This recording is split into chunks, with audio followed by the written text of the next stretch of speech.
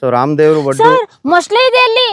ಹೌದು, ಅಲ್ಲಿ ಮೊಸಳೆ ಇದೆ, ಇದ್ರೊಳಗೆ ಒಂದು ಮೊಸಳೆ ಇದೆ. 7 ಸುತ್ತಿನ ಕೋಟೆ ಈ ಚಿತ್ರದುರ್ಗದ ಇದೆಯಲ್ಲ, secured, most secured fort.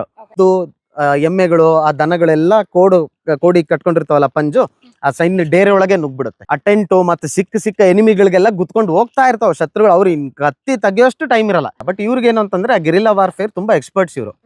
So ಈಗ ಉಡಗಳು ಅಂತ ಬರುತ್ತಲ್ವಾ, ಮಾನಿಟರಿ ಲಿಜಾರ್ಡ್, ಆ ಉಡಗಳನ್ನ ಗ್ರಿಪ್ ಆಗಿ ಬಳಸ್ಕೊಂಡು ಹತ್ತುತ್ತಿದ್ದಂತ ಟೆಕ್ನಿಕ್ ಇತ್ತಿವ್ರು. ಅಥವಾ ಈಗ ಆಗೆಲ್ಲ ಏನ್ ಮಾಡೋರು ಅಂತಂದ್ರೆ, ಈ ಎಣ್ಣೆ ಕಾದ್ಬಿಟ್ಟು ಯಾರಾದ್ರೂ ಶತ್ರುಗಳು ಕೆಳಗಡೆ ಕೋಟೆ ಹತ್ತುತ್ತಿದಾರೆ ಅಂದ್ರೆ ಅವ್ರ ಮೇಲೆ ಎಣ್ಣೆ ಹಾಕ್ತಿದ್ರು. ಆ ಗುಡ್ಡದ ಮೇಲಿಂದ ಆ ಎತ್ತು, ದನ, ಕರ ಎಲ್ಲ ಕೋಡ್ಗಳಿಗೆಲ್ಲ ಏನ್ ಪಂಜ್ ಕಟ್ಟಿರ್ತಾರಲ್ಲ, ಆ ಮರಗಳಿಗೆಲ್ಲ ಏನ್ ಪಂಜ್ ಕಟ್ಟಿರ್ತಾರಲ್ಲ, ಅದೆಲ್ಲ ಹೆಂಗ್ ಕಾಣ್ತಿರುತ್ತೆ ಅಂತಂದ್ರೆ ಯಾವ್ದೋ ದೊಡ್ಡ ಸೈನ್ಯ ಬಂದ್ಬಿಟ್ಟಿದೆ ಅಂತ ಅವ್ರು ಅಂದ್ಕೊಂತಾರೆ. ಯಾಕಂದ್ರೆ ಇದು ನಾವು ಅಲ್ಲಿ ದೇವಸ್ಥಾನ, ಕುರುವರ್ತಿ ದೇವಸ್ಥಾನ ಇದೆ, ಇಲ್ಲಿ ಇದು ಒಡ್ಡಿದೆ, ಇದು ಡಿಫೆನ್ಸಿವ್ ಸಿಸ್ಟಮ್, ಮೇಲ್ಗಡೆನೂ ಕೋಟೆ ಇದೆ. ಸೊ ಇದೆಲ್ಲ ನೋಡ್ಬೋದು. ಯಾಕಂದ್ರೆ ಅಲ್ಲಿಗೆ ಬಂದವ್ರು ಅಲ್ಲೇ ಮೇನ್ ಪ್ಲೇಸ್ ನೋಡೋಗ್ತಾರೆ. ಇಲ್ಲೂ ಕೂಡ ತುಂಬಾ ಇತಿಹಾಸ ಇದೆ. ಸೊ 15,000-20,000 ಜನ ಸೈನಿಕರಿದ್ರು ಅಂತ ಹೇಳ್ತಾರೆ ಮದಕರಿ ನಾಯಕನ ಟೈಮ್ ಅಲ್ಲಿ. ಕೋಟೆ ಮೇಲ್ಭಾಗದಲ್ಲಿ ಬಿದ್ದಿರ್ತಕ್ಕಂತ ನೀರು ಇಲ್ಲಿ ತರ ಹರಿದು ಬಂದು ಇಲ್ಲಿ ತುಂಬಿದ ತಕ್ಷಣ ನೆಕ್ಸ್ಟ್ ಅದು ಬೇರೆ ಕಡೆ ಹೋಗ್ಬೇಕು. ಆ ತರ ಅಂಡರ್ ಗ್ರೌಂಡ್ ಅಲ್ಲೇ ವ್ಯವಸ್ಥೆ ಮಾಡ್ಕೊಂಡಿದ್ದಾರೆ. ಆ ಅಂಡರ್ ಗ್ರೌಂಡ್ ವ್ಯವಸ್ಥೆ ಈಗ್ಲೂ ಕೂಡ ಕರೆಕ್ಟ್ ಆಗಿ ವರ್ಕ್ ಆಗುತ್ತೆ. ಕೋಟೆ ಸುತ್ತಬೇಕಂದ್ರೆ ಎಷ್ಟು ದಿನ ಬೇಕು? ನಾನ್ ಹಾನೆಸ್ಟ್ ಆಗಿ ಹೇಳ್ತೀನಿ ಮೇಡಮ್, ನಾವು ಹುಟ್ಟಿ ಬೆಳೆದಿರೋದಿಲ್ಲ.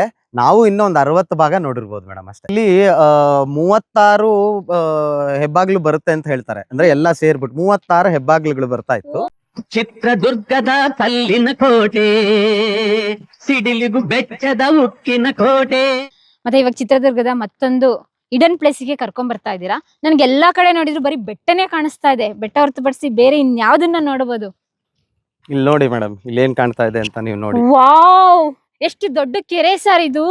ಇದು ರಾಮದೇವ್ರು ಒಡ್ಡು ಅಂತ ಕರೀತಾರೆ.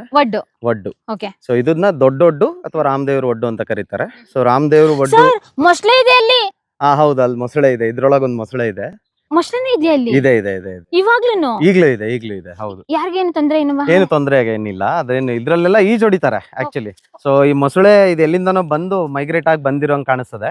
ಹಳೆ ಕಾಲದಲ್ಲೆಲ್ಲ ಇಲ್ಲಿ ಮೊಸಳೆಗಳನ್ನ ಬಿಡ್ತಾ ಇದ್ರು ಇಂಟೆನ್ಷನಲಿ. ಬಟ್ ಈಗ ಇಲ್ದೆಲ್ಲೋ ಬಂದಿರೋದು ಈ ಮಳೆ ಬಂದ್ಬಿಟ್ಟು ಮಳೆ ನೀರಲ್ಲೆಲ್ಲೋ ಹರ್ಕೊಂಡು ಬಂದಿದೆ ಅಂತ ಕಾಣಿಸುತ್ತೆ. ಏನಿದ್ರು ಒಡ್ಡು ಅಂತ ಹೇಳಿದ್ರೆ ನಾವು ಕೋಟೆ ಪಕ್ಕದಲ್ಲಿ ಕಂದಕ ಅಂತ ನೋಡಿರ್ತೀವಿ. ಬಟ್ ಕಂದಕಗೂ ಒಡ್ಡಿಗೂ ಏನಾರು ಹತ್ರ ಸಂಬಂಧ? ಅಂದ್ರೆ ಈಗ ಒಡ್ಡು ಅದು ಆಡು ಭಾಷೆಯಲ್ಲೂ ಒಡ್ಡು ಅಂತ ಕರೀತಾರೆ. ಅದನ್ನೇ ಕಂದಕನೆ. ಇದು ಒಂದು ಕಂದಕನೆ, ಇದ್ರ ಪಕ್ಕದಲ್ಲೂ ಒಂದು ಕಂದಕ ಇದೆ. ಸೊ ಇದು ಕೋಟೆ ಹಿಂಭಾಗದಲ್ಲಿ ಬರುವಂತ ಒಂದು ಎಂಟ್ರೆನ್ಸ್. ಇದರಿಂದ ಆ ಕಡೆ ಎಲ್ಲ ಕಾಡು. ಸೊ ನಾವೀಗೇನು ಜೋಗಿಮಟ್ಟಿ ಕಾಡು, ಫಾರೆಸ್ಟ್ ಬರುತ್ತೆ ಆ ಕಡೆ.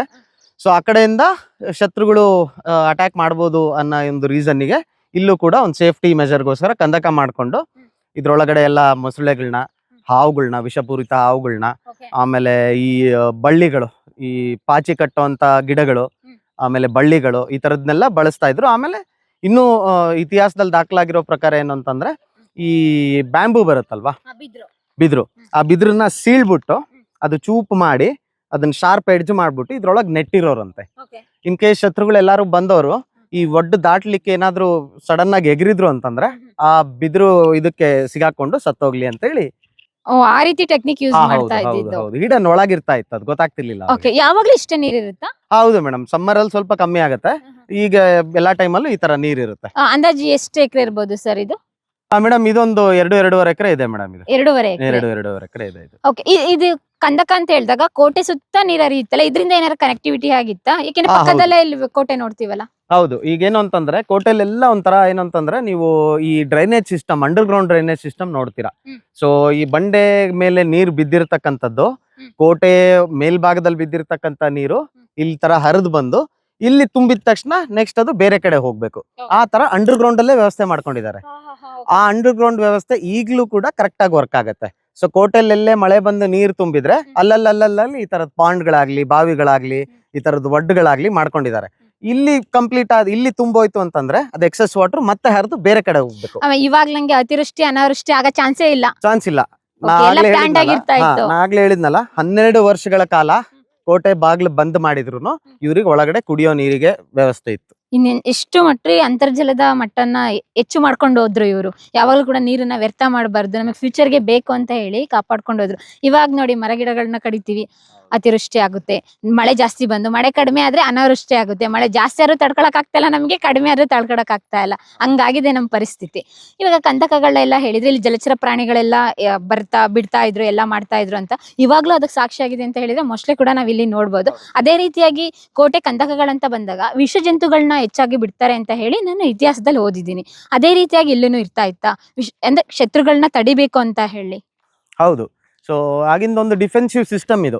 ಹೊರಭಾಗ ಅಂತಂದ್ರೆ ಸೊ ಶತ್ರುಗಳ ಕಾಟ ಜಾಸ್ತಿ ಇರ್ತಿರ್ತಕ್ಕಂತ ಭಾಗ ಇದು. ಸೊ ಈ ಕಡೆಯಿಂದ ಇಲ್ಲೆಲ್ಲ ಇದು ಕೋಟೆಗೆ ಇನ್ನೊಂದು ಎಂಟ್ರಿ ಬರುತ್ತೆ, ಆ ಕಡೆ ಎಂಟ್ರೆನ್ಸ್ ಬರುತ್ತೆ, ಇಲ್ಲೊಂದು ಎಂಟ್ರೆನ್ಸ್ ಬರುತ್ತೆ. ಸೊ ಇಲ್ಲಿಂದೆಲ್ಲ ದಾಟಿ ಒಳಗ್ ಬರ್ಬೇಕಂತಂದ್ರೆ ಅಷ್ಟು ಈಸಿಯಾಗಿ ಇರ್ತಿರ್ಲಿಲ್ಲ ಅವ್ರಿಗೆ. ಈ ಡಿಫೆನ್ಸಿವ್ ಸಿಸ್ಟಮ್ ಏನ್ ನೀವು ನೋಡ್ತಾ ಇದ್ದೀರಾ, ಮಿಲಿಟರಿ ಸಿಸ್ಟಮ್. ಸೊ ಇಲ್ಲಿ ಬತೇರಿಗಳನ್ನು ನೀವು ಕಾಣ್ತೀರಾ ಸುತ್ತಲೂ. ಇಲ್ಲಿ ನೋಡಿ ನಾವು ಕೋಟೆ ಅಷ್ಟಕ್ಕೆ ಎಂಡ್ ಆಗುತ್ತೆ ಅನ್ಕೊಳ್ತೀವಿ, ಆದ್ರೆ ಅಲ್ಲೂ ಒಂದು ಬತೇರಿ ಕಾಣಿಸ್ತಾ ಇದೆಯಲ್ಲ ಸರ್? ಹೌದು, ಅದು ಲಾಲ್ ಕೋಟೆ ಬಾಗ್ಲು ಅಂತ ಬರುತ್ತೆ ಅಲ್ಲಿ. ಸೊ ಅದ್ರದ್ದು ರಿಲೇಟೆಡ್ ಇದೆಲ್ಲ ಬತೇರಿ. ಈ ಕಡೆ ನೀವು ಇನ್ನು ಇದ್ರ ಹಿಂದ್ಗಡೆ ಎಲ್ಲ ಕೋಟೆ ಇದೆ, ತುಂಬಾ ದೊಡ್ಡ ಕೋಟೆ ಮೇಡಮ್. ಹಾಗಾದ್ರೆ ಕೋಟೆ ಸುತ್ತಬೇಕಂದ್ರೆ ಎಷ್ಟು ದಿನ ಬೇಕು ಕರೆಕ್ಟ್ ಆಗಿ ಇತಿಹಾಸ ತಿಳ್ಕೊಂಡು? ನಾನ್ ಹಾನೆಸ್ಟ್ ಆಗಿ ಹೇಳ್ತೀನಿ ಮೇಡಮ್, ನಾವು ಹುಟ್ಟಿ ಬೆಳೆದಿರೋದಿಲ್ಲ, ನಾವು ಇನ್ನೂ ಒಂದ್ 60 ಭಾಗ ನೋಡಿರ್ಬೋದು ಮೇಡಮ್ ಅಷ್ಟೇ. ಇನ್ನೂ ಒಂದ್ ನೋಡೋದು ತುಂಬಾ ಇದೆ, ಅಷ್ಟು ದೊಡ್ಡ ಕೋಟೆ. ಹೌದು ಹೌದು ಹೌದು. ಅಂದ್ರೆ ಪ್ರತಿ ಸಲ ಹೋದಾಗ್ಲೂ ಹೊಸ ಹೊಸ ಸ್ಥಳಗಳು ಸಿಗತ್ತೆ. ಹೌದು. ಓಕೆ ಸರ್, ನಾವು ಕೋಟೆ ಎಂಡ್ ಆಗ್ತೀವಿ ಅಂತ ಹೇಳ್ತಿಲ್ಲ, ಎಂಡ್ ಅಂತ ಹೇಳಿದಾಗ ಒಂದು ಕೋಟೆ ಸುತ್ತ ಈ ರೀತಿಯಾಗಿ ಒಂದು ಕಟ್ಟಿರ್ತಾರೆ. ಆದ್ರೆ ಇಲ್ಲಿ ನೋಡ್ರಿ ಯಾವ ಕಡೆ ನೋಡ್ರಿ ಬುರ್ಜ್ ಇದೆ, ಅಲ್ಲೂ ಒಂದು ಎಂಟ್ರೆನ್ಸ್ ಕಟ್ಟಿದ್ದಾರೆ. ಹಿಂಗೆ ಎಷ್ಟು ಬಾಗಿಲುಗಳಿತ್ತು ಕೋಟೆಗೆ ಬರ್ಬೇಕು ಅಂತ ಹೇಳಿದ್ರೆ? ಮೇಡಮ್ ಅದು 7 ಕೋಟೆ ಬಿಟ್ಟು ಹೊರತುಪಡಿಸಿ ಮೇಡಮ್ ಇಲ್ಲಿ 36 ಹೆಬ್ಬಾಗ್ಲು ಬರುತ್ತೆ ಅಂತ ಹೇಳ್ತಾರೆ. ಅಂದ್ರೆ ಎಲ್ಲಾ ಸೇರ್ಬಿಟ್ಟು 36 ಹೆಬ್ಬಾಗ್ಲುಗಳು ಬರ್ತಾ ಇತ್ತು. ಓ ಮೈ ಗಾಡ್, 36 ಹೆಬ್ಬಾಗಿಲು! 36 ಹೆಬ್ಬಾಗಿಲುಗಳಿಗೆ ರಕ್ಷಣಾ ಪಡೆ ಎಷ್ಟಿತ್ತು ಹಾಗಾದ್ರೆ? ಅಂದ್ರೆ ಎಲ್ಲ ಸೈನಿಕರು ಇರೋರು. ಅಂದ್ರೆ ಇಲ್ಲಿ ಇವ್ರದ್ದೇನು ಅಂತಂದ್ರೆ ಟ್ಯಾಕ್ಟಿಕ್ಸ್, ಸ್ಮಾರ್ಟ್ ವಾರಿಯರ್ಸ್ ನ ಇವರು ಏನ್ ಮಾಡ್ತಿದ್ರು. ಈಗ ಇಲ್ಲಿ ನೀವು ಅಲ್ಲೊಂದು ಬತೇರಿ ಕಾಣ್ತಾ ಇದೆ ನಿಮ್ಗೆ, ಆ ಬತೇರಿ ಮಧ್ಯದಲ್ಲಿ ಹೋಲ್ ಕಾಣ್ತಾ ಇದೆಯಾ ನಿಮ್ಗೆ? ಇಲ್ಲಿ ಗೊತ್ತಾಯ್ತು, ಅದು ಗನ್ ಪಾಯಿಂಟ್ಸ್ ಮೇಡಮ್. ಅವಾಗ್ಲೇ ಗನ್ ಇತ್ತು, ಅಂದ್ರೆ ನಾಡಗನ್. ಸೊ ಈ ಟಿಪ್ಪು ಸುಲ್ತಾನ್ ಅವ್ರ ಕಾಲದಲ್ಲೆಲ್ಲ ಗನ್ ಇತ್ತು. ಸೊ ಮದಕರಿ ನಾಯಕ ಅವ್ರ ಕಾಲದಲ್ಲಿ, ಹಿಂದಿನ ಕಾಲದಲ್ಲಿ ಈಟಿ ಬರ್ಜಿ ಇಟ್ಕೊಂಡು ವಾರ್ ಮಾಡೋರು. ಬರ್ತಾ ನೀವು ಅಲ್ಲಿ ಗನ್ ಪಾಯಿಂಟ್ ಗಳನ್ನ ಇಟ್ಕೊಂಡಿರೋರು. ಆ ಗನ್ ಪಾಯಿಂಟ್ ಇಂದ ಗನ್ ಇಟ್ಕೊಂಡು, ಅದು ಅಲ್ಲಿ ಗನ್ ಪಾಯಿಂಟ್ ಇಟ್ಟಿರೋದು ಗೊತ್ತಾಗ್ತಿರ್ಲಿಲ್ಲ, ಅಲ್ಲಿ ಹಿಂದ್ಗಡೆ ಯಾರಿದಾರ ಅಂತಾನು ಗೊತ್ತಾಗ್ತಿರ್ಲಿಲ್ಲ.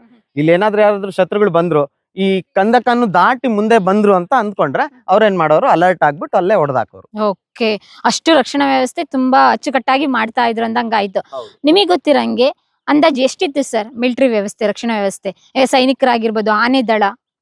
ಮೇಡಮ್ ಒಬ್ಬೊಬ್ಬರ ಕಾಲದಲ್ಲಿ ಒಂದೊಂದು ರೀತಿ ಅವ್ರ ಬಲ, ಅವ್ರ ಸೈನ್ಯ ಬಲ. ಈಗ ಒಂದೊಂದು ಬೇರೆ ಬೇರೆ ಪ್ರಾಂತ್ಯಗಳನ್ನ ಅಕ್ವೈರ್ ಮಾಡ್ಕೊಂಡಾಗ ಅಲ್ಲಿನ ಸೈನಿಕರನ್ನು, ಅಲ್ಲಿ ಯಾರು ಅತ್ಯಂತ ಬಲಶಾಲಿ ಸೈನಿಕರಿದ್ರು ಅವ್ರನ್ನ ಇಲ್ಲಿ ಕರ್ಕೊಂಡ್ಬಂದು ರಿಕ್ರೂಟ್ ಮಾಡ್ಕೊಂಡು ಇಲ್ಲಿ ಇಟ್ಕೊಳ್ಳೋರು ಅಂತ ಹೇಳ್ತಾರೆ. ಸೊ 15,000 ರಿಂದ 20,000 ಜನ ಸೈನಿಕರಿದ್ರು ಅಂತ ಹೇಳ್ತಾರೆ ಮದಕರಿ ನಾಯಕನ ಟೈಮ್ ಅಲ್ಲಿ. ಈ ಬರೀ ಕೋಟೆ ಸುತ್ತಮುತ್ತ ಅಷ್ಟೇ 15,000 ರಿಂದ 20,000 ಅವ್ರ ಸೈನ್ಯ ಇತ್ತು ಟೋಟಲ್. ಸೊ ಪ್ಲಸ್ ಇವ್ರು ಎಲ್ಲಾದ್ರೂ ಬೇರೆ ಪ್ರಾಂತ್ಯದ ಮೇಲೆ ಯುದ್ಧಕ್ಕೆ ಹೋಗ್ಬೇಕಂತಂದ್ರೆ ಇವ್ರದೇ ಸಣ್ಣ ಸಣ್ಣ ಪ್ರಾಂತ್ಯ ಇರ್ತಿತ್ತು. ಅಲ್ಲಿಂದ ಮತ್ತೆ ಸೈನಿಕರನ್ನ ಅವ್ರು ನೋಡೋರು, ಎದುರಾಳಿ ಸೈನ್ಯ ಹೆಂಗಿದೆ. ಅದಕ್ಕೆ ನಾವ್ ಅವಾಗಂತ ಸೈನ್ಯ ಒಂದೇ ಅಂತಂದ್ರೆ ಬರೀ ಕಾಳಾಳು ಅಷ್ಟೇ ಇರ್ತಿರ್ಲಿಲ್ಲ, ಕುದುರೆ ಬಲ ಇರ್ತಿತ್ತು, ಆಮೇಲೆ ಅಶ್ವಬಳ ಅಂತ ಕರಿತೀವಿ ನಾವು. ಅದ್ರ ಜೊತೆಗೆ ಎಲಿಫೆಂಟ್, ಆನೆ ಇದ್ರದ್ದು. ಹೌದು, ಗಜಪಡೆ ಏನಂತಂದ್ರೆ ಅದು ಈ ತುಂಬಾ ಸ್ವಲ್ಪ ರಿಚ್ ಇರೋಂತ ರಾಜರ ಹತ್ರ ಇರ್ತಿತ್ತು. ಇವ್ರ ಹತ್ರನೂ ಇತ್ತು ಗಜಪಡೆ ಇತ್ತು. ಅಂದ್ರೆ ಹೆಂಗೆ ಅಂತಂದ್ರೆ ಈಗ ಯಾವ್ದೋ ಬೇರೆ ಕೋಟೆಯಲ್ಲಿ ಯಾವ್ದೋ ಒಂದು ರಾಜನ ಹತ್ರ ಗಜಪಡೆ ಇತ್ತು, ಇವ್ರು ಅಲ್ಲಿಗೆ ಆಕ್ರಮಣ ಮಾಡಿ ಗೆದ್ಕೊಂಡ ಮೇಲೆ ಆ ಗಜಪಡೆ ಇವ್ರದೇ ಆಗ್ತಿತ್ತು, ಹಂಗಿರ್ತಿತ್ತು. ಸೊ ಆತರ ಈಗ ಒಂದು 2,000 ಕುದುರೆ ಅಶ್ವದಳ ಇತ್ತು ಅಂತ ಹೇಳ್ತಾರೆ. 2,000, ಒಂದು 500 ರಿಂದ 600 ಆನೆದು ಗಜ ಪಡೆ ಇತ್ತು ಅಂತ ಹೇಳ್ತಾರೆ. ಹಂಗೆ ಒಂದು 10 ರಿಂದ 15,000 ಕಾಳಾಳುಗಳು, ಸೈನಿಕರು ಅಂತ ಕರಿತೀವಲ್ಲ, ಆ ಪಡೆ ಇರ್ತಿತ್ತು ಅಂತ ಹೇಳ್ತಾರೆ.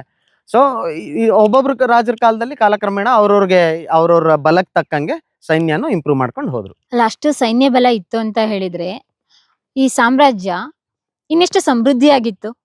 ಖಂಡಿತ ಹೌದು. ಯಾಕೆಂದ್ರೆ ಅಭೇದ್ಯ ಕೋಟೆ ಅಂತ ಕರೀತಾರೆ.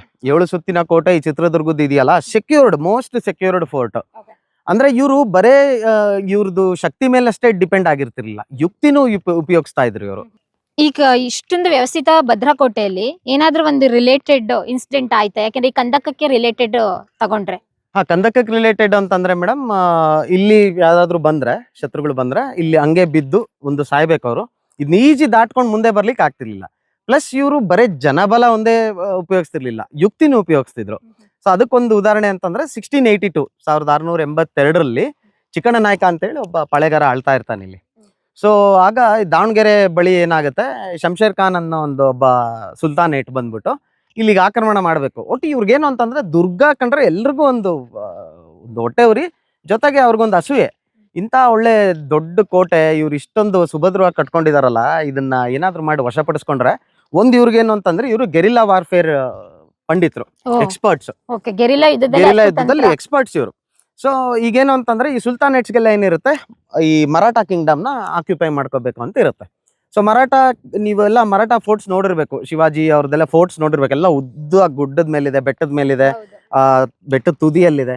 ಸೊ ಆ ತರದ ಕೋಟೆಗಳನ್ನ ಹತ್ತೋದು ಅಷ್ಟು ಈಸಿ ಇರ್ತಿರ್ಲಿಲ್ಲ, ಎಲ್ರಿಗೂ ಆ ಟೆಕ್ನಿಕ್ ಬರ್ತಿರ್ಲಿಲ್ಲ. ಬಟ್ ಇವ್ರಿಗೇನು ಅಂತಂದ್ರೆ ಆ ಗೆರಿಲ್ಲಾ ವಾರ್ಫೇರ್ ತುಂಬಾ ಎಕ್ಸ್ಪರ್ಟ್ಸ್ ಇವರು. ಸೊ ಈಗ ಉಡಗಳು ಅಂತ ಬರುತ್ತಲ್ವಾ, ಮಾನಿಟರಿ ಲಿಜಾರ್ಡ್, ಆ ಉಡಗಳನ್ನ ಗ್ರಿಪ್ ಆಗಿ ಬಳಸ್ಕೊಂಡು ಹತ್ತುತ್ತಿದ್ದಂತ ಟೆಕ್ನಿಕ್ ಇತ್ತಿವ್ರು. ಎಂತ ದೊಡ್ಡ ಕೋಟೆ ಅಂದ್ರೂ ಈಗ ಹಗ್ಗ ಕಟ್ಟಿ ಹತ್ತೋದು ಕಷ್ಟ ಆಗ್ತಿತ್ತು. ಹಗ್ಗ ಯಾರಾದ್ರೂ ಮೇಲಿಂದ ಕಟ್ ಮಾಡಿದ್ರು ಮುಗೀತು. ಅಥವಾ ಈಗ ಆಗೆಲ್ಲ ಏನ್ ಮಾಡೋರು ಅಂತಂದ್ರೆ ಈ ಎಣ್ಣೆ ಕಾದ್ಬಿಟ್ಟು ಯಾರಾದ್ರೂ ಶತ್ರುಗಳು ಕೆಳಗಡೆ ಕೋಟೆ ಹತ್ತುತ್ತಿದಾರೆ ಅಂದ್ರೆ ಅವ್ರ ಮೇಲೆ ಎಣ್ಣೆ ಹಾಕ್ತಿದ್ರು. ಅವ್ರಿಗೆ ಸ್ಲಿಪರಿ ಆಗ್ಬೇಕು, ಮತ್ತೆ ಆ ಕಾದ ಎಣ್ಣೆ ಬಿದ್ಮೇಲೆ ಮತ್ತೆ ಯಾರು ಹತ್ತಕ್ ಪ್ರಯತ್ನ ಪಡಲ್ಲ. ಸೊ ಇವ್ರೇನು ಅಂತಂದ್ರೆ ಅದಕ್ಕೆಲ್ಲ ಟೆಕ್ನಿಕ್ ಉಪಯೋಗಿಸ್ತಾ ಇದ್ರು. ಸೊ ಇವರು ಈ ಉಡಗಳನ್ನ ಇಟ್ಕೊಂಡು ಗ್ರಿಪ್ ತಗೊಂಡು ನಿಧಾನಕ್ಕೆ ರಾತ್ರಿ ಹೊತ್ತು ಅಟ್ಯಾಕ್ ಮಾಡೋದು. ಈ ಗೆರಿಲ್ಲಾ ವಾರ್ಫೇರ್ ಎಲ್ಲ ಯೂಶಲಿ ನೈಟ್ ಆಗುತ್ತೆ. ಸೊ ಆ ನೈಟ್ ಹೊತ್ತು ಅಟ್ಯಾಕ್ ಮಾಡೋದ್ರಲ್ಲೆಲ್ಲ ಇವ್ರು ಎಕ್ಸ್ಪರ್ಟ್ಸ್ ಇದ್ರು. ಅದಕ್ಕೋಸ್ಕರ ಏನಂದ್ರೆ ಸುತ್ತಮುತ್ತ ಇರ್ತಕ್ಕಂಥ ಎಲ್ಲ ಈ ಪಾಳೆಗಾರ ಆಗ್ಲಿ, ಯಾರೇ ಶತ್ರುಗಳಾಗ್ಲಿ, ಅವ್ರಿಗೆ ಇವ್ರ ಮೇಲೆ ಒಂದು ಕಣ್ಣಿತ್ತು. ದುರ್ಗ ಏನಾದ್ರು ಮಾಡೋ ವಶಪಡಿಸ್ಕೊಂಡ್ರೆ ಆ ಸೈನ್ಯನೂ ಸಿಗತ್ತೆ, ಆ ಸಂಪತ್ತು ಸಿಗತ್ತೆ ನಮ್ಗೆ ಅಂತ ಹೇಳ್ಬಿಟ್ಟು. ಸೊ ಹಂಗಾಗಿ ಏನಾಗುತ್ತೆ, ಆ ಕಾಲದಲ್ಲಿ ಚಿಕ್ಕಣ್ಣನಾಯಕನ ಕಾಲದಲ್ಲಿ ಅಟ್ಯಾಕ್ ಆಗುತ್ತೆ. ಆ ಸುಲ್ತಾನೇಟ್ ಬಂದ್ಬಿಟ್ಟು ಅಲ್ಲಿಗೆ ನಾಳೆ ದಿನ ಬಂದ್ಬಿಟ್ಟು ನಾನು ಅಟ್ಯಾಕ್ ಮಾಡ್ಬೇಕು ಅಂತ ರೆಡಿ ಆಗಿರ್ತಾನೆ. ಯಾವ ಭಾಗದಲ್ಲಿ? ದಾವಣಗೆರೆ ಭಾಗದಲ್ಲಿ ಮೇಡಮ್. ಅಲ್ಲಿವರೆಗೂ ವಿಸ್ತರಣೆ? ಹೌದೌದು, ಹಳ್ಳಿವರೆಗೂ ವಿಸ್ತರಣೆ. ದಾವಣಗೆರೆ ಹರಿಹರ, ಆ ಕಡೆ ಅಣಜಿ ಅಂತೆಲ್ಲ ಬರುತ್ತೆ, ಅಲ್ಲೆಲ್ಲ ಇವ್ರು ಕೋಟೆ ಕಟ್ಟಿದ್ದಾರೆ. ಚಿತ್ರದುರ್ಗದ ಪಾಳೆಗಾರರು ಕೋಟೆ ಕಟ್ಟಿದ್ದಾರೆ. ಹರಪನಹಳ್ಳಿ ಅಲ್ಲೂ ಎಲ್ಲ ಉಚ್ಚಂಗಿ ದುರ್ಗ ನೀವು ಕೇಳ್ತೀರ, ರಾಯದುರ್ಗ, ಅಲ್ಲೆಲ್ಲ ಉಚ್ಚಂಗಿ ಎಲ್ಲಮ್ಮನ್ನ ಅಲ್ಲಿಂದ ತಗೊಂಡ್ಬಂದು ಪ್ರತಿಷ್ಠಾಪನೆ ಮಾಡಿದ್ದಾರೆ ಇಲ್ಲಿ. ಸೊ ಒಂದು ಬೆಳಗ್ಗೆ ಬಂದ್ಬಿಟ್ಟು ಅವ್ರು ಬಂದ್ಬಿಟ್ಟು ಕ್ಯಾಂಪ್ ಆಗ್ತಾರೆ, ನಾಳೆ ದಿನ ಹೋಗಿ ಅಟ್ಯಾಕ್ ಮಾಡೋಣ ಅವ್ರಿಗೆ ಅಂತ ಹೇಳ್ಬಿಟ್ಟು. ಅವ್ರು ದೊಡ್ಡ ಸೈನ್ಯ ಇರುತ್ತೆ, ಅವ್ರ ಸುತ್ತಮುತ್ತ ಇರೋ ಚಿತ್ರದುರ್ಗ ಅಂತಂದ್ರೆ ಬೇರೆ ಯಾರು ಇವ್ರು ಶತ್ರು ಪಾಳೆಗಾರ ಇದ್ರಲ್ಲ ಅವರು ಸಪೋರ್ಟ್ ಮಾಡೋರು. ಇವರು ಯಾರು ಎನಿಮೀಸ್ ಅಟ್ಯಾಕ್ ಮಾಡ್ತೀವ ದುರ್ಗದ ಮೇಲೆ ಅಂತ ಅವರು ಬರೋರು. ಸೊ ಹಂಗೆ ಸುತ್ತಮುತ್ತ ಎಲ್ಲ ಹರಪನಹಳ್ಳಿ ಪಾಳೆಗಾರರು ಅವ್ರು ಇವ್ರನ್ನ ಎಲ್ಲ ಕರ್ಕೊಂಡ್ ಬಂದ್ಬಿಟ್ಟು ಒಂದು ಡೇರೆ ಹಾಕ್ಬಿಟ್ಟಿರ್ತಾರೆ ಅಲ್ಲಿ. ಸೊ ಇಲ್ಲಿ ಚಿಕ್ಕಣ್ಣನಾಯಕ ಏನ್ ಮಾಡ್ತಾನೆ, ನೋಡ್ತಾನೆ. ಸೊ ಒಂದು ಗುಡ್ಡದ ಮೇಲೆ ಹತ್ಬಿಟ್ಟು ನೋಡ್ತಾನೆ, ಕೆಳಗಡೆ ಎನಿಮೀಸ್ ಬಂದಿರೋದು ಗೊತ್ತಾಗತ್ತೆ. ಅವ್ರದ್ದು ಬಂದ್ಬಿಟ್ಟು ದೊಡ್ಡ ಆರ್ಮಿ ಇರುತ್ತೆ. ಆ ದೊಡ್ಡ ಆರ್ಮಿನ ನಾವ್ ಹೆಂಗೆ ಸೋಲ್ಸೋದು ಅಂತೇಳಿ ಯೋಚನೆ ಮಾಡ್ತಾ ಇರ್ತಾನೆ. ಸುತ್ತಲೂ ಹಿಂಗೆ ಯೋಚನೆ ಮಾಡ್ಕೊಂಡು ಏನ್ ಮಾಡ್ಬೋದು ಅಂತ ನೋಡ್ತಿರ್ಬೇಕಾದ್ರೆ ಎದುರುಗಡೆ ಒಂದು ಬಾರೆ ಗುಡ್ಡ ಸಿಗುತ್ತೆ. ಅಂದ್ರೆ ಈ ಬಾರೆಹಣ್ಣಿನ ಮರ ಇರ್ತಕ್ಕಂಥ ಗುಡ್ಡ. ಅದೇನಂತಂದ್ರೆ ಬೇಸಿಗೆ ಟೈಮ್ ಆಗಿರೋದ್ರಿಂದ ಆ ಬಾರೆ ಕೋಲ್ಗಳೇನಿರುತ್ತಲ್ಲ, ಆ ಬಾರೆ ಮರದ ರಂಬೆ ಕೊಂಬೆಗಳು ಅವೆಲ್ಲ ತುಂಬಾ ಅತ್ಯಂತ ಶಕ್ತಿಶಾಲಿಯಾಗಿ ಉರಿತಾವು. ಆ ಬೇಸಿಗೆ ಟೈಮಲ್ಲಿ ಒಣಗಿರುತ್ತಲ್ವಾ, ಅದು ತುಂಬಾ ನಮಗೆ ಅದರಿಂದ ತುಂಬಾ ಬೆಂಕಿ ಉತ್ಪತ್ತಿ ಆಗುತ್ತೆ. ಸೊ ಅದಕ್ಕೆ ಅದನ್ನ ನೋಡ್ಬಿಟ್ಟು ಅವನಿಗೆ ಒಂದು ಐಡಿಯಾ ಬರುತ್ತೆ ಚಿಕ್ಕಣ್ಣನಾಯಕನಿಗೆ. ಸೊ ಈ ಬಾರೆಗುಡ್ಡನ ಯೂಸ್ ಮಾಡ್ಕೊಂಡು ಏನಾದ್ರು ಒಂದು ಟೆಕ್ನಿಕ್ ಯೂಸ್ ಮಾಡ್ಬೇಕಲ್ಲ ಅಂತೇಳಿ ಅವ್ರ ಸೈನಿಕರಿಗೆಲ್ಲ ಕರೆದ್ಬಿಟ್ಟು, ಮಂತ್ರಿ ಕರೆದ್ಬಿಟ್ಟು, ಸೊ ಈ ಬಾರೆಗುಡ್ಡದಲ್ಲಿರ್ತಕ್ಕಂಥ ಒಣಗಿರೋ ಮರಗಳನ್ನೆಲ್ಲ ಕಡಿದ್ಬಿಟ್ಟು ಪಂಜ್ಗಳು ರೆಡಿ ಮಾಡ್ರಿ ಅಂತ ಹೇಳ್ತಾನೆ. ಈ ಪಂಜ್ಗಳು, ಬೆಂಕಿಡ ಅಂತ ಪಂಜ್ಗಳು, ಅವನ್ನ ರೆಡಿ ಮಾಡಿ, ಅದು ಮಧ್ಯಾಹ್ನ ಆಗಿರುತ್ತೆ, ಅವ್ನು ನೋಡ್ತಾನೆ, ಮಧ್ಯಾಹ್ನ ನೋಡಿರ್ತಾನೆ. ಸೊ ರಾತ್ರಿ ಆಗೋರ್ಗು ಕಾಯಿರಿ, ಆ ಪಂಜೆಲ್ಲ ಅಷ್ಟರೊಳಗೆ ರೆಡಿ ಮಾಡ್ರಿ ಅಂತ. ಮತ್ತೇನ್ ಹೇಳ್ತಾನೆ, ಸುತ್ತಮುತ್ತ ಇರ್ತಕ್ಕಂಥ ಹಸುಗಳು, ದನಗಳು, ಯಾವ್ದಕ್ಕೆಲ್ಲ ಕೋಡ್ ಇರುತ್ತಲ್ಲ, ಕೊಂಬಿರುತ್ತಲ್ಲ, ಅವನ್ನೆಲ್ಲ ಹೊಡ್ಕೊಂಬನ್ನಿ, ಇಲ್ಲಿಗೆ ಬಾರೆಗುಡ್ಡದ ಹತ್ರ ಹೊಡ್ಕೊಂಬನ್ನಿ ಅಂತ ಹೇಳ್ತಾರೆ. ಎಲ್ಲ ಹೊಡ್ಕೊಂಡ್ ಬರ್ತಾರೆ. ಮಂತ್ರಿ ಕನ್ಫ್ಯೂಸ್ ಆಗತ್ತೆ, ಇವ್ರು ಏನ್ ಹಿಂಗೆ ಹೇಳ್ತಿದಾರಲ್ಲ, ಅದ್ ನೋಡಿದ್ರೆ ಪಂಜ್ ರೆಡಿ ಮಾಡು ಅಂತ ಹೇಳಿದಾರೆ, ಇಲ್ಲಿ ಯಾವ್ದೋ ಎತ್ತು ದನ ಕರಗಳನ್ನೆಲ್ಲ ಹೊಡ್ಕೊಂಬ ಅಂತ ಹೇಳಿದಾರೆ, ಏನು ಅಂತ ಗೊತ್ತಾಗಲ್ಲ. ರಾತ್ರಿ ಆಗೋರ್ಗು ಕಾಯಿರಿ ಅಂತ ಹೇಳ್ತಾನೆ ಚಿಕ್ಕಣ್ಣನಾಯಕ. ಸೊ ರಾತ್ರಿ ಆದ ತಕ್ಷಣ ಆ ಪಂಜ್ಗಳೆಲ್ಲ ಏನಿರುತ್ತಲ್ಲ ಅವನ್ನೆಲ್ಲ ಎತ್ತು ಎಮ್ಮೆಗಳು ಕೋಡಿ ಕಟ್ರಿ ಅಂತ ಹೇಳ್ತಾನೆ. ಸೈನಿಕರಿಗೆ ಇನ್ನೂ ಕನ್ಫ್ಯೂಷನ್, ಇದನ್ನೇನಕ್ಕೆ ಎತ್ತು ಎಮ್ಮೆಗಳು ಕೋಡಿ ಕಟ್ತಿದಾರಲ್ಲ ಅಂತ ಹೇಳ್ಬಿಟ್ಟು ಕಟ್ತಾರೆ. ಕಟ್ಟಿದ ತಕ್ಷಣ ನೈಟ್ ಆದ ತಕ್ಷಣ ಏನ್ ಮಾಡ್ತಾರೆ, ಅವನ ಆಜ್ಞೆ ಕೊಡ್ತಾನೆ, ಕಟ್ಟಿರೋ ಎಲ್ಲಾ ಪಂಜು, ಆ ಹಸುಗಳಿಗೆ ಕಟ್ಟಿರ್ತಾರೆ, ಮತ್ತೆ ಸುತ್ತಮುತ್ತ ಇರೋ ಮರಗಳಿಗೆ ಕಟ್ಟಿರ್ತಾರೆ, ಸೈನಿಕರು ಎಲ್ಲ ಕಟ್ಕೊಂಡಿರ್ತಾರೆ. ಆ ಪಂಜ್ಗಳನ್ನೆಲ್ಲ ಏನ್ ಮಾಡ್ತಾರೆ, ಕಟ್ಟಿ ಬೆಂಕಿ ಇಡ್ರಿ, ಅದಕ್ಕೆಲ್ಲ ಕಟ್ಟಿರೋ ಪಂಜ್ಗಳಿಗೂ ಬೆಂಕಿ ಹಚ್ಚಿರಿ ಅಂತ ಹೇಳ್ತಾರೆ. ಬೆಂಕಿ ಹಚ್ತಾರೆ. ಈ ಕಡೆ ಇವರು ಶತ್ರುಗಳು ಏನೋ ಬೆಳಕು ಬರ್ತಿದ್ಯಲ್ಲ ಅಂತೇಳಿ ನೋಡ್ತಿರ್ಬೇಕಾದ್ರನ ಈ ಕಡೆ ಚಿಕ್ಕಣ್ಣನಾಯಕ ಹರ ಹರ ಮಹಾದೇವ್ ಅಂತ ಹೇಳಿ ಕೂಗಿ ಅಟ್ಯಾಕ್ ಮಾಡ್ರಿ ಎನಿಮೀಸ್ ಮೇಲೆ ಅಂತ ಹೇಳ್ತಾನೆ. ಆ ವ್ಯಾಲಿ ಹಿಂಗ್ ಇರುತ್ತಲ್ವಾ, ಕೆಳಗಡೆ ಇರ್ತಾರವ್ರು, ಇವ್ರು ಗುಡ್ಡದ ಮೇಲೆ ಇರ್ತಾರೆ. ಆ ಗುಡ್ಡದ ಮೇಲಿಂದ ಕೆಳಗಡೆ ಇವ್ರು ಕೆಳಗಡೆ ಕ್ಯಾಂಪ್ ಹಾಕಿದ್ದಾರೆ. ಆ ಗುಡ್ಡದ ಮೇಲಿಂದ ಆ ಎತ್ತು ದನ ಕರ ಎಲ್ಲ ಕೋಡ್ಗಳಿಗೆಲ್ಲ ಏನ್ ಪಂಜ್ ಕಟ್ಟಿರ್ತಾರಲ್ಲ, ಆ ಮರಗಳಿಗೆಲ್ಲ ಏನ್ ಪಂಜ್ ಕಟ್ಟಿರ್ತಾರಲ್ಲ, ಅದೆಲ್ಲ ಹೆಂಗ್ ಕಾಣ್ತಿರುತ್ತೆ ಅಂತಂದ್ರೆ ಯಾವ್ದೋ ದೊಡ್ಡ ಸೈನ್ಯ ಬಂದ್ಬಿಟ್ಟಿದೆ ಅಂತ ಅವ್ರು ಅಂದ್ಕೊಂತಾರೆ. ಸೊ ಅವ್ರು ನೋಡ್ತಿದ್ದಂತಾನೆ ಇವ್ರೇನ್ ಮಾಡ್ಬಿಡ್ತಾರೆ, ಎತ್ತು ಎಮ್ಮೆ ಅವನ್ನೆಲ್ಲ ಹೊಡೆದ್ ಬಿಡ್ತಾರ ಎನಿಮೀಸ್ ಕಡೆಗೆ, ಅದನ್ನ ನುಗ್ಗಿಸ್ಬಿಡ್ತಾರ ಆ ಕಡೆ. ಆ ನುಗ್ಗು ಬರ್ತಿರೋ ಸೈನ್ಯ ನೋಡ್ಬಿಟ್ಟು ಆ ಸೈನಿಕರು ಏನ್ ಮಾಡ್ಬೇಕಂತ ಗೊತ್ತಾಗಲ್ಲ. ಓ ಯಾವ್ದೋ ದೊಡ್ಡ ಆರ್ಮಿ ಬರ್ತಾ ಇದೆ, ಇನ್ನು ನಾವು ಗೆಲ್ಲಕ್ ಆಗಲ್ಲ, ಇನ್ನು ನಾವು ಸೋತ್ವಿ, ಮುಗೀತ್ ನಮ್ ಕತೆ ಅಂತೇಳಿ ಏನ್ ಮಾಡ್ತಾರೆ, ಅಲ್ಲಿಗೂ ಇವ್ರು ಏನ್ ಮಾಡ್ತಾರೆ, ಏನಾದ್ರು ರೆಸಿಸ್ಟ್ ಮಾಡೋಣ ಅಂತ ನೋಡೋಷ್ಟ್ರೊಳಗೇನೆ ಎತ್ತು ಎಮ್ಮೆಗಳು ಆ ದನಗಳೆಲ್ಲ ಕೋಡಿ ಕಟ್ಕೊಂಡಿರ್ತಾವಲ್ಲ ಪಂಜು, ಆ ಸೈನ್ಯ ಡೇರೆ ಒಳಗೆ ನುಗ್ಬಿಡುತ್ತೆ. ಆ ಡೇರೆ ಹಾಕಿರ್ತಾರಲ್ಲ ಬಟ್ಟೆ ಅದರಿಂದೆಲ್ಲ ಕಟ್ಟಿರ್ತಾರ. ಈಗ ಟೆಂಟ್, ನಾವೇನ್ ನಾರ್ಮಲ್ ಟೆಂಟ್ ಇರ್ತೀವಲ್ಲ ಆ ಟೆಂಟು ಮತ್ತೆ ಸಿಕ್ಕ ಎನಿಮಿಗಳಿಗೆಲ್ಲ ಗುತ್ಕೊಂಡು ಹೋಗ್ತಾ ಇರ್ತಾವ ಶತ್ರುಗಳು. ಅವ್ರು ಕತ್ತಿ ತೆಗಿಯೋಷ್ಟು ಟೈಮ್ ಇರಲ್ಲ, ಅಷ್ಟು ಫೋರ್ಸ್ಫುಲ್ ಆಗಿ ಅವು ಬಂದ್ಬಿಡ್ತಾವ. ಮುಂದೆ ಬಂದ್ಮೇಲೆ ಏನಾಗುತ್ತೆ, ಸುಟ್ಟು ಭಸ್ಮ ಆಗ್ಬಿಡುತ್ತೆ. ಎಷ್ಟೋ ಸೈನಿಕರು ಸತ್ತೋಗ್ತಾರೆ. ಜೊತೆಗೆ ದುರ್ಗದ ಸೈನಿಕರು ಹಿಂದ್ಗಡೆಯಿಂದ ಬಂದು ಅಟ್ಯಾಕ್ ಮಾಡ್ತಾರೆ. ಅವ್ರಿಗೆ ಟೈಮೇ ಸಿಗಲ್ಲ, ಏನ್ ಮಾಡ್ಬೇಕಂತ ಗೊತ್ತಾಗಲ್ಲ. ಅವ್ರೇನ್ ಅನ್ಕೊಂತಾರೆ ಯಾವ್ದೋ ದೊಡ್ಡ ಆರ್ಮಿ ಬಂದಿದೆ ಅಂತ. ಬಟ್ ಇವ್ರು ನೋಡಿದ್ರೆ ಸ್ಮಾರ್ಟ್ನೆಸ್ ಯೂಸ್ ಮಾಡಿ ಆ ಎತ್ತು ಇವಕ್ಕೆಲ್ಲ ಕೋಡ್ಗಳಿಗೆಲ್ಲ ಪಂಜ್ ಕಟ್ಟಿ ಕಳ್ಸಿರ್ತಾರೆ. ನೋಡಿ, ಅಷ್ಟು ಸೈನ್ಯ ಬಲದ ಮುಂದೆ ಯುಕ್ತಿ ಬಲ ಎಷ್ಟು ದೊಡ್ಡದು ಅಂತ ಹೇಳಿ, ಕೆಲವೊಮ್ಮೆ ಯುಕ್ತಿನೂ ಎಷ್ಟು ಇಂಪಾರ್ಟೆಂಟ್ ಆಗುತ್ತೆ ಅಂತ ಹೇಳಿ. ಕೇವಲ ಅಶ್ವದಳ, ಗಜದಳ, ಕಾಲ್ದಳ ಇದ್ರೆ ಸಾಕಾಗಲ್ಲ, ಅದ್ರ ಜೊತೆ ಯುಕ್ತಿನೇ ಬೇಕು ಅನ್ನೋದಕ್ಕೆ ನಮ್ಮ ಚಿತ್ರದುರ್ಗದ ನಾಯಕರ ಆಳ್ವಿಕೆ ಕಾಲದಲ್ಲಿ ಯುದ್ಧ ತಂತ್ರಗಾರಿಕೆ ಹೇಗಿತ್ತು ಅಂತ ಹೇಳೋದಕ್ಕೆ ನೀವು ಹೇಳಿದಂತ ಕಥೆನೇ ಉದಾಹರಣೆ ಆಗಿದೆ. ಮತ್ತೆ ಇದು ದುರ್ಗದ ಕೋಟೆಯಿಂದ ಇದನ್ನ ಬರ್ಬೇಕು ಅಂತ ನಮ್ಮ ವೀಕ್ಷಕರು ಅಥವಾ ಯಾರಾದ್ರೂ ಒಂದು ಚಿತ್ರದುರ್ಗದ ಕೋಟೆಗೆ ಬಂದವರಿಗೆ ಎಷ್ಟು ಕಿಲೋಮೀಟರ್ ಆಗುತ್ತೆ, ಯಾವ ಭಾಗದಲ್ಲಿದೆ ಇದು? ಮೇಡಮ್ ಇದು ಕೋಟೆ ಎಂಟ್ರೆನ್ಸ್ ಇಂದ, ಸೊ ಹಂಗೆ ಕೋಟೆ ಎಂಟ್ರೆನ್ಸ್ ಇಂದ ಮುಂಭಾಗಕ್ಕೆ ಬಂದ್ರೆ ಬಲಭಾಗದಲ್ಲೇ ಬರುತ್ತೆ ಇದು. ಸೊ ಒಂದು 500 ಮೀಟರ್ಸ್ ವಾಕ್ ಅಷ್ಟೇ. ಯಾಕಂದ್ರೆ ಇದು ನಾವು ಅಲ್ಲಿ ದೇವಸ್ಥಾನ, ಕುರುವರ್ತಿ ದೇವಸ್ಥಾನ ಇದೆ, ಇಲ್ಲಿ ಇದು ಒಡ್ಡಿದೆ, ಇದು ಡಿಫೆನ್ಸಿವ್ ಸಿಸ್ಟಮ್, ಮೇಲ್ಗಡೆನೂ ಕೋಟೆ ಇದೆ. ಸೊ ಇದೆಲ್ಲ ನೋಡ್ಬೋದು. ಯಾಕಂದ್ರೆ ಅಲ್ಲಿಗೆ ಬಂದವ್ರು ಅಲ್ಲೇ ಮೇನ್ ಪ್ಲೇಸ್ ನೋಡೋಗ್ತಾರೆ. ಇಲ್ಲೂ ಕೂಡ ತುಂಬಾ ಇತಿಹಾಸ ಇದೆ. ಇಲ್ಲಿ ಬಂದು ನೋಡೋಂಥದ್ದು ಇದೆ. ಯಾಕಂತಂದ್ರೆ ಈಗ ಈ ಡಿಫೆನ್ಸಿವ್ ಸಿಸ್ಟಮ್ ನಮಗೆ ಗೊತ್ತಾಗ್ಬೇಕಂತಂದ್ರೆ ಈ ಕಂದಕ ನೋಡಿದ್ರೆ ಗೊತ್ತಾಗುತ್ತೆ ನಮ್ಗೆ ಆ ಎಕ್ಸ್ಪೀರಿಯನ್ಸ್ ಹೆಂಗಿರುತ್ತೆ ಇಲ್ಲಿ. ಆಮೇಲೆ ಅಲ್ಲಿ ಬತೇರಿಯಿಂದ ಕಾಯ್ತಿದ್ರು, ಅವ್ರು ಗನ್ ಪಾಯಿಂಟ್ ಇಟ್ಕೊಂಡು, ಇದು first round of defensive system.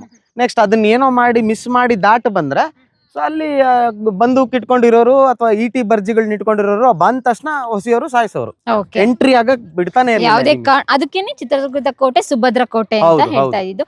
ನೀವೇನಾದ್ರೂ ಯಾವತ್ತಾದ್ರೂ ಚಿತ್ರದುರ್ಗದ ಕೋಟೆಗೆ ವಿಸಿಟ್ ಮಾಡಿದ್ರೆ ಇಲ್ಲಿಗೆ ಒಂದ್ ರೀತಿ ಕಂದಕ ನೋಡಕ್ಕೆ ಬನ್ನಿ. ಜಸ್ಟ್ ಕೋಟೆಯಿಂದ 500 ಮೀಟರ್ ಆಗುತ್ತೆ, ನೀವು ಬಂದು ನೋಡ್ಬೋದು. ಆವಾಗಿನ ಕಾಲದಲ್ಲಿ ಮಿಲಿಟರಿ ವ್ಯವಸ್ಥೆ ಹೇಗಿತ್ತು, ಅದ್ರ ಜೊತೆಗೆ ಕಂದಕನ ಯಾವ ರೀತಿ ನಿರ್ಮಾಣ ಮಾಡ್ತಾ ಇದ್ರು ಅಂತ ಹೇಳಿ ತಿಳ್ಕೊಬಹುದು. ಯಾರೆಲ್ಲ ನೋಡಿ ಬರಕ್ಕಾಗಲ್ಲ, ಡಿಜಿಟಲ್ ಮಾಧ್ಯಮದಲ್ಲಿ ವಿಡಿಯೋ ನೋಡ್ಬೋದು. ಬನ್ನಿ ಮುಂದೆ ಪ್ಲೇಸಿಗೆ ಹೋಗೋಣ.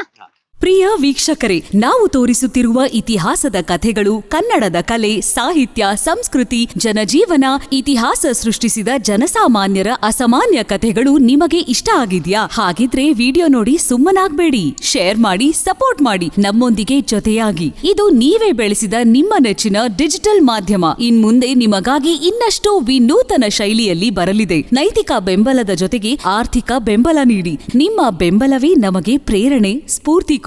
ನಿಮ್ಮ ಬೆಂಬಲದೊಂದಿಗೆ ನಮ್ಮ ಪಯಣ ಮುಂದುವರಿಯುತ್ತಿದೆ. ಸಾಮಾಜಿಕ ಬದಲಾವಣೆಗೆ ಜೊತೆಯಾಗಿ ನಮ್ಮ ಮುಂದಿನ ಪೀಳಿಗೆಗೆ ಕರ್ನಾಟಕದ ಇತಿಹಾಸ ಉಳಿಸೋಣ.